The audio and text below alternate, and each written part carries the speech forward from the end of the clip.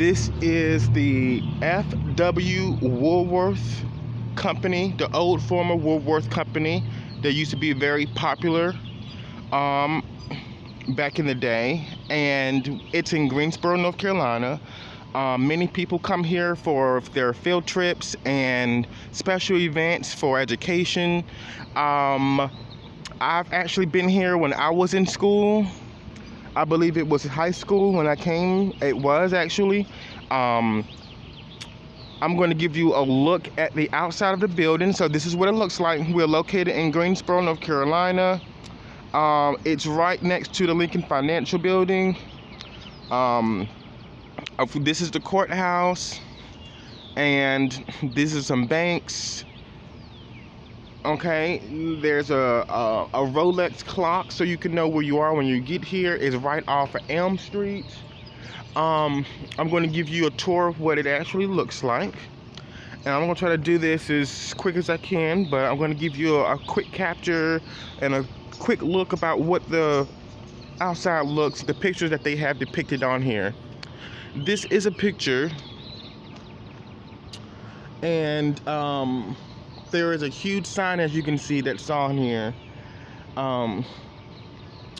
Midnight, it looks more light up, so you can see it at nighttime. Is a reason why they chose it to be like this on the outside and on the inside. But at night, it looks so beautiful, but each word is lit up. Maybe if I stand back, you can actually see it a little bit better. There's a huge sign that has lynched on it. As you come over, there's a sign that you may be able to see a lot more better. It says, "We cater to white trade only." Okay, they've done a fabulous job depicting some of the images that captured history in time, and to let people know what it was all about. This is the Greensboro 4, who actually refused to get up from the Woolworth lunch counter because they believed that they were allowed and had the rights, just like any other person in America, any other citizen, to sit at a restaurant, and they felt like they were racially discriminated against, in which they were. So they took a stand and they sat there, and the next day they came back with more people that was more than triple the amount of what was there already, who was there already. So Neil McCain and all of them are here, on here. Okay, this is a very, very old building. They kept the building looking like it was when it first was built. As you can see, anything added to it probably would be a window, but everything else pretty much stayed the same. They probably, we know that they painted Woolworth over, but that's been here for a very long time. And Woolworth was sort of like Walmart back in the day. So that's the reason why it's very historical. Oh yeah, and don't forget, this chair is one of the seats that were actually there at the restaurant that time.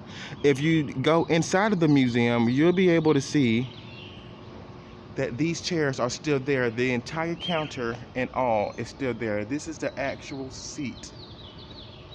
Okay? That's the actual seat. And it means a lot. It really does. Here's another one.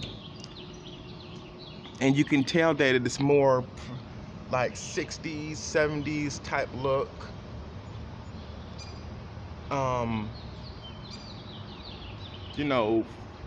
Right there in that time of era, 50s looking type of style. But they chose two seats to model inside of each window. One seat to model out of each window.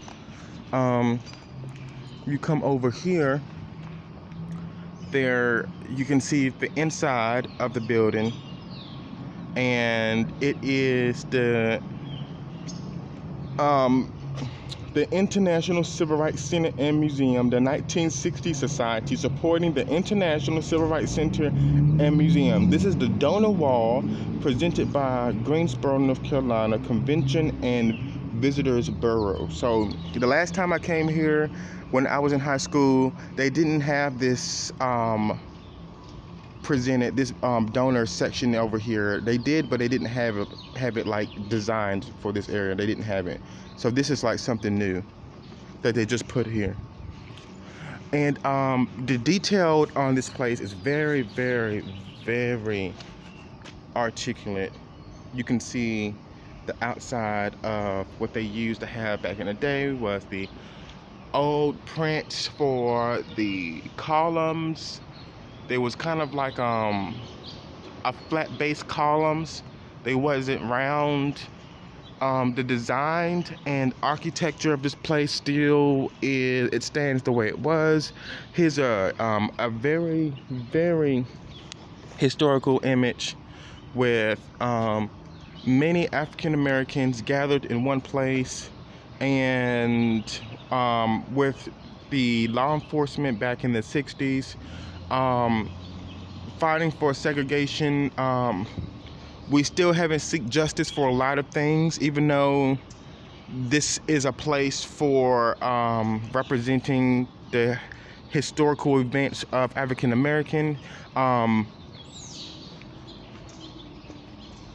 I know I said that this is a moment for justice and peace and all of that, but some of the stuff we still haven't received any peace or any justice due to the fact that people have not came up forward with the truth. But wrong is wrong. Okay, so this is the other end of the building.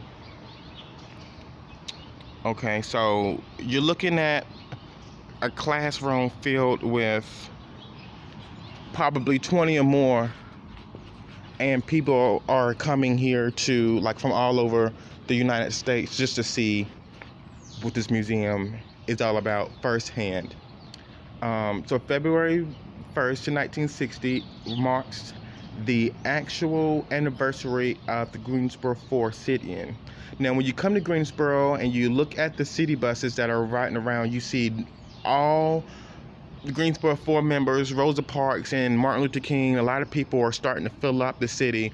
Their images are starting to cover up this whole city of Greensboro. Just to remind people where our history came from and how historical it really is.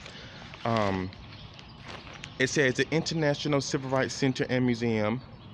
What happened here changed the world, and it really did. In 1960, February 1st, and through July 25th, they also had a sit-in movement that lasted that long that changed the world.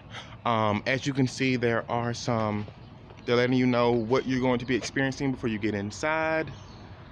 It says, on February 1st, 1960, 4 black college freshmen sat down at the F.W. Woolworth whites-only lunch counter in Greensboro and challenged the Jim Crow institution of racial segregation in public facilities. Their brave actions ignited a movement that changed a nation and continues to inspire the world.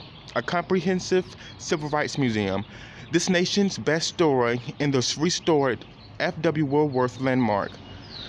The original lunch counter in its original location, plus 13 galleries with vivid photography, artifacts, video reenactments, and interactive exhibits. 134 South Elm Street, Greensboro, North Carolina, 27401, 336-274-9199, or 800-748-7116, or just visit the www.sitinmovement.org. Okay, the admission hours is from April to September, Monday through Saturday at 9 to 6. October to March, Monday through Saturday, 10 a.m. to 6 p.m. The museum is closed on Sunday. Staff guided full tour. Okay, so you get to see the entire thing. It says it includes all permanent and changing museums exhibits. Adults $15, children ages 6 to 12 is $8. Seniors ages 65 and older get in for $12. Students ages 13 and up gets in for $10. Members are free. Um, Children ages 5 and under free. The inductional programs, bookshops, facility rentals, group rates are available.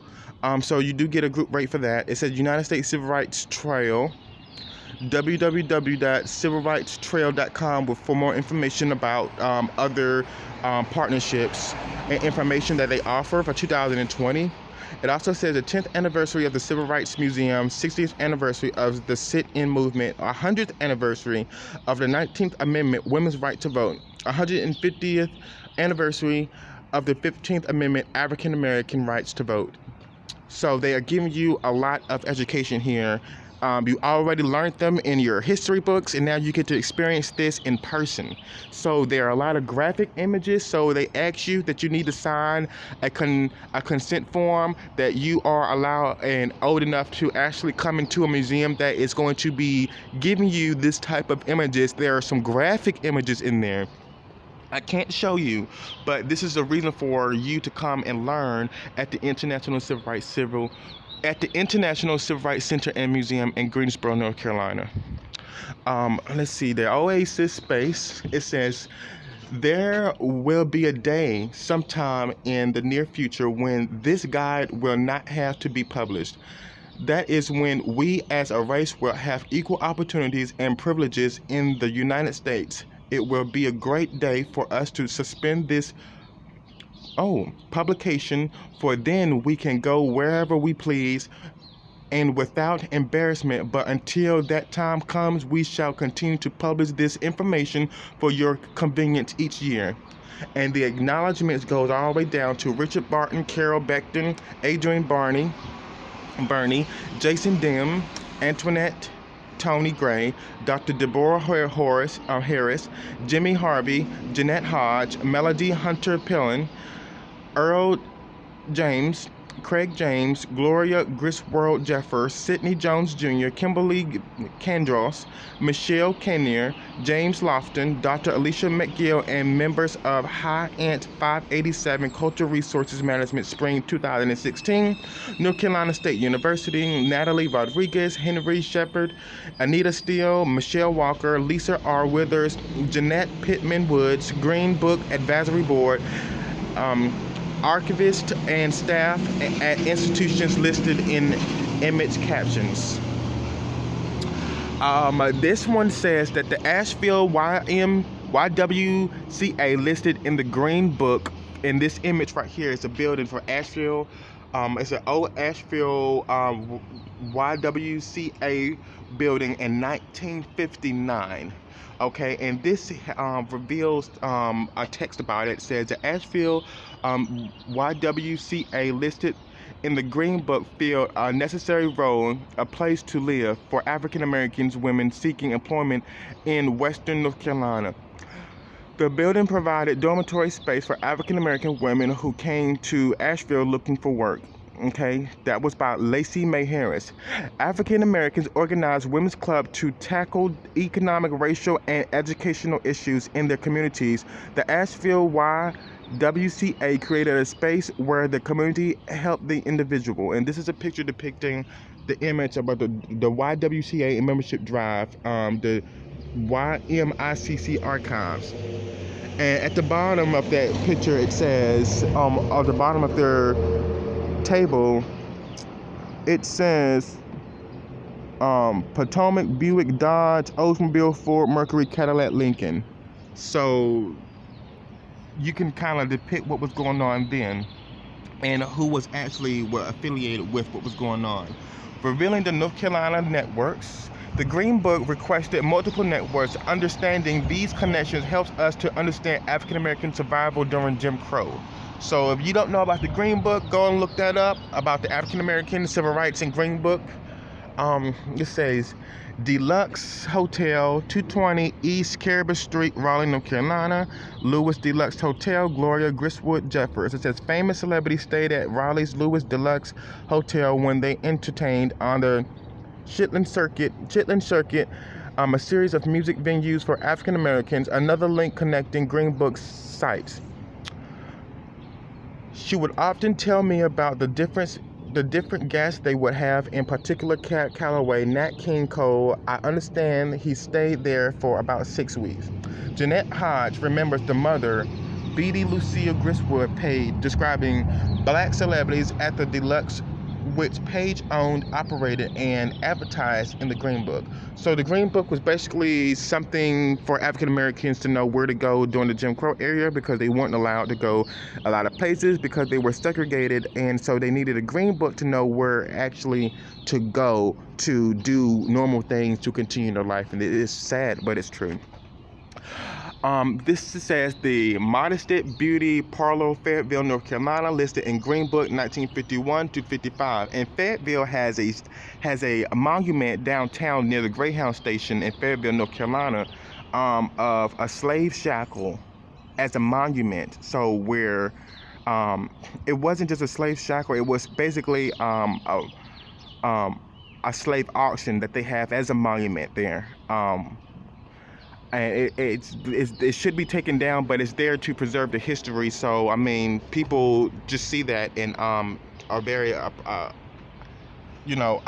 astounded to see, even they're like in awe moment.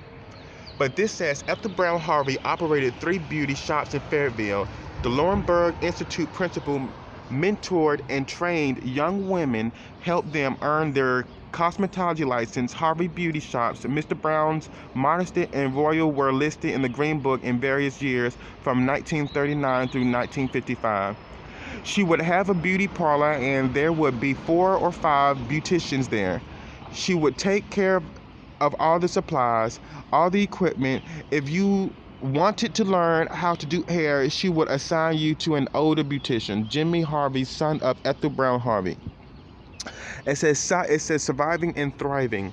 The Green Book shows how African Americans help each other grow and thrive. With the generation helping the next through cooperation, they overcame the struggles of the Jim Crow era and expanded economic opportunities. Down here is a picture of the Rome Hotel, and it was a Green Book site next to the train depot in New Bern, North Carolina. So there's a lot of heritage here in North Carolina, and not just that, but a lot of other places in other states also. But down here it says a little bit more about it, and it says, after New Bern's fire in 1922, the Roan sisters built a hotel next to New Bern's train depot for black travelers. Ease and safety in finding accommodations, the Roan family spearheaded the construction of the first black public library in New Bern and participated in the development of Good Shepherd Hospital for African Americans in medical care. And it's really sad because hospitals was even segregated. So that was really, really sad. She would house Ella Fitzgerald in the main house. Okay. Deborah Harris' grandmother, Okia Smith, managed Fayetteville's Bedford Inn and Green Book site, where famous singers sought shelter on the Chitlin Court circuit. Smith also taught piano to community children. And this is Osia Smith, CA 1970, Deborah Harris. It's a lot of information here, you guys. I advise you all to come to the Greensboro Civil Rights Center and Museum. It's a beautiful building, very old, preserved. It has a lot of information here. This one says, this is a picture of, it looks like, a barber shop. It's actually a beauty college in Durham. That's a beauty college in Durham. And we're gonna read about this too really quick. DeShazer Beauty College, 1950s, Durham, North Carolina, listed in the Green Book, also Durham County Library. It says, black beauty parlors and barbershops created networks and communication channels. These sites offered career training, organized protests, and raised money for various causes like war bonds for World War II. Jacqueline DeShazer Beauty College founded the Durham branch of the Housewives League, an outgrowth of the National Negro Business League. Both organizations promoted African American economic prosperity and social equality. This is the picture of the DeShazer Beauty College in Durham County Library. Oh, here it says resisting Jim Crow. A beauty parlor, a taxi cab, a tourist home, and a nightclub are more than what they appear to be. Locations listed in the Green Book served double duty in African American communities, supporting grassroots activism and civil rights protests. Here is a picture depicting the Gray's daughters and one of his taxi cabs, Antoinette Tony Gray, all the way in the back, as you can see. That taxi cab in the back, Antoinette Gray, and the taxi cab and his two daughters. And this is Antoinette Gray, and his Gwendolyn Gray, which is his wife. It says he was involved in the lawsuit that resulted in New Hanover County, desegregating schools here. He went on to be a part of the lawsuit for the desegregation of hospitals, which wound up being a benchmark for the nation for the desegregation of medical treatment. Antoinette Tony Gray, Dr. Gray's daughter. It says in Wilmington, and again, this is Dr. James Gray, Antoinette Tony Gray, and Gwendolyn Gray, Antoinette Tony Gray. Not his wife, it's actually his daughter. It says in Wilmington, Dr. James Gray was a businessman and activist. He and his wife, it was his wife, Gwendolyn, owned and managed Greyhound Taxi and Wilmington's popular Del Marco nightclub, with both businesses featured in the Green Book. Dr. Gray worked economically and socially to end the segregation and promote civil rights.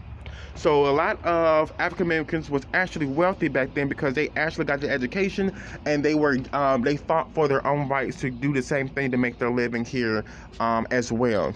So we've come a long ways, you guys. Right here it says a picture of the Pittman family, Vinette Pittman Woods. It says, born in 1917, Clarence Pittman left school during the 4th grade to help his family farm in Burritt County, and he served in World War II and used the GI Bill to further his education in Rocky Mount. Pittman became a contractor worker on the Lincoln Park project, the town's first African-American residential development. Pittman and his wife and later purchased the Lincoln Park Motel and Restaurant. And this is a picture of the Lincoln Park Motel and Restaurant in Rocky Mount. Green Book listing, Vinette Pittman Woods.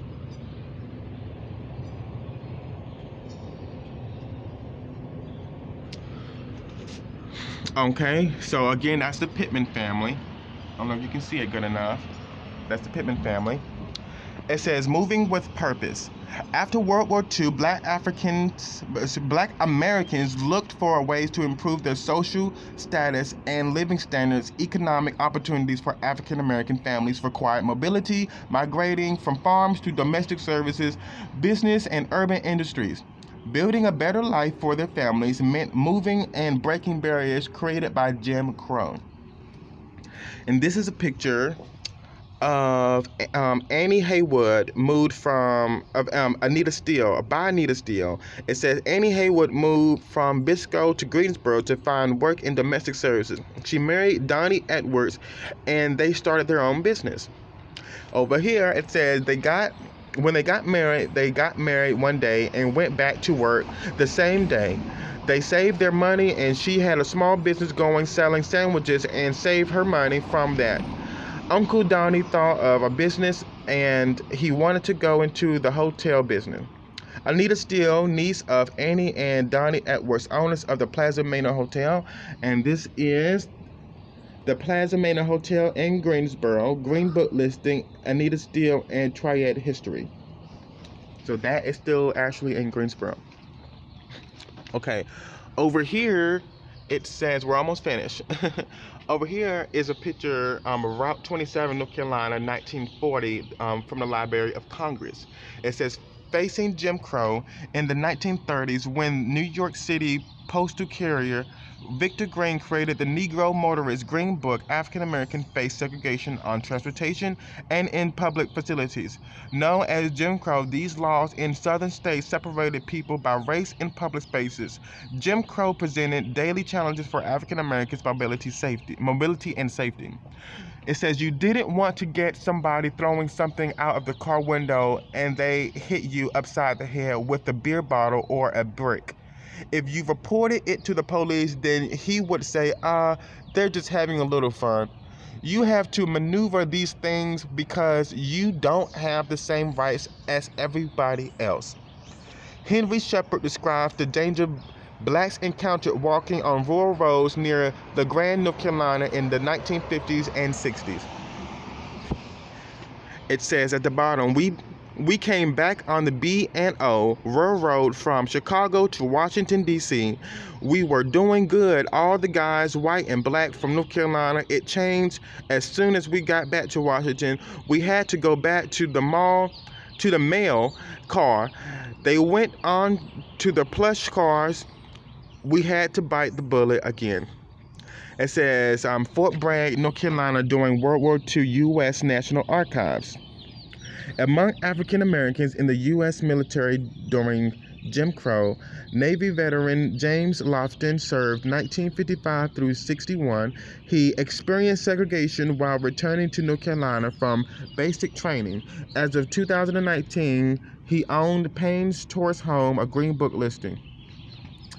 And here is a picture of the Greensboro, North Carolina CA 1929 from the State Archives of North Carolina. It says the Green Book was published annually from 1936 to 1966, listing oasis spaces by state and then by city or town. It listed over 300 cities in North Carolina. Over here is the Negro Motorist Green Book. It says hotels, travelers, garages, nightclubs, restaurant service stations, automotive, tourist homes, road houses, barbershops, beauty parlors, prepared in cooperation with the United States Travel Bureau, Victor H. Green, publisher, New York City, price 25 cents for a Green Book, 938 St. Nicholas Avenue. This is a picture of Victor Hugo Green, New York Public Library. It says, with the introduction of this travel guide in 1936, it has been our idea to give the Negro traveler information that would keep him from running into difficulties, embarrassments, and to make his trips more enjoyable. Okay? It says, we had just come through Virginia. We stopped at a gas station. I think I was probably only 9 or 10. The boy who came out to wait on us, he was about the same age. My father, he got outside the car and he was telling him what he wanted. And the little boy said, is that all you need, boy? Sidney Jones Jr. describes traveling from Philadelphia to visit relatives in Johnson County in the 1960s and 70s. Making a difference. When Victor Green created the Negro Motorist Green Book, he created more than a leisure travel guide. Green designated a resistance tool that shared critical information with black travelers. The book was an active response to combat Jim Crow's hostile acts and desegregating experiences. Johnston County, until a few years ago, even when we would come down and visit, they had a big sign that used to say, welcome to Klan country.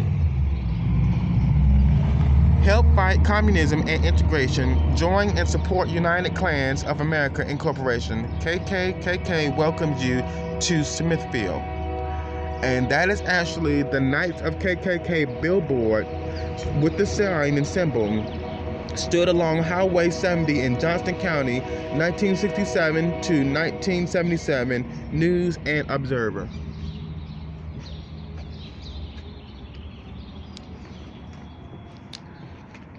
And last but not least, Oasis Spaces. Navigating Jim Crow, the Green Book. and oasis spaces in North Carolina. It says the North Carolina Green Book Project. The Negro Motorist Green Book helped African Americans move through segregated and hostile spaces during the Jim Crow era. The publication directed black travelers to safe oasis spaces as they visited family, conducted businesses, followed job opportunities, or vacationed. A guide and resistant to the Green Book reveals a crucial network that allowed African American communities to thrive during a turbulent period in North Carolina. The exhibit uses multiple historical terms, African American, Black, Negro, to discuss travel during the Jim Crow era. The memories shared in this exhibit are from oral history interviews collected in 2018 and 2019.